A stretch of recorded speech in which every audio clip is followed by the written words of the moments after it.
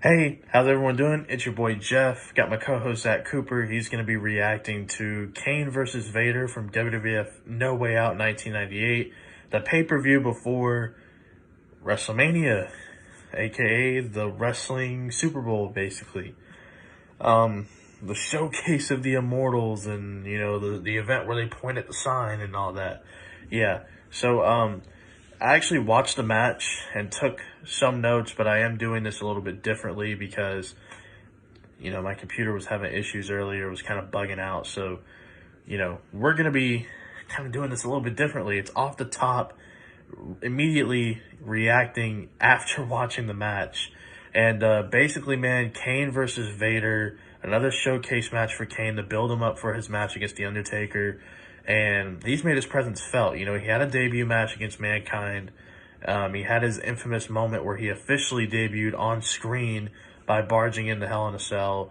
And he made his presence felt in the casket match at Royal Rumble 1998 between Shawn Michaels and Undertaker. And now he's having another proper match against Vader. And basically the way that I can describe this match is it's one massive brawl between two big boys, Vader and Kane, who are both good performers in their own right. This was Kane's second pay-per-view match. I want to say fourth pay-per-view appearance. And it's basically a lot of trading of punches and stuff. A lot of punches, a lot of jabs, a lot of straight fists. But Kane, he gets his bits in with the flying clotheslines. He actually hits a suplex on the Vader, which was very impressive.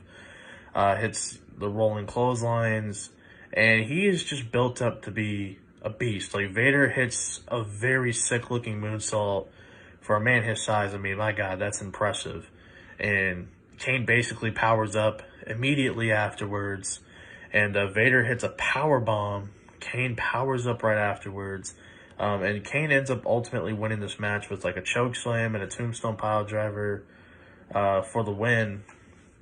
But throughout this match, man, it was just a lot of punches, a lot of physicality. You see a fire extinguisher spot with Vader. He gets whipped into the stairs, but somehow rebounds to instinctively grab a fire extinguisher to spray it on the Kane. But, this was a good physical match between two big men. In terms of a rating, I'm going to give this a 2.5 out of 5 for different reasons. The match itself really wasn't anything to write home about, but I thought, again, another good quality opponent for Kane.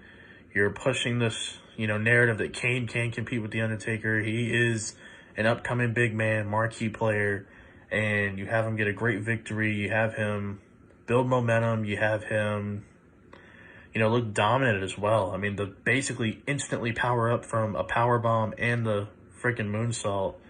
And then after the match, Kane goes to the outside of the ring. I guess the fire extinguisher, gave him flashbacks to the whole backstory of Kane. So he grabs this big giant wrench and just hits. He just nails Vader in the head with it.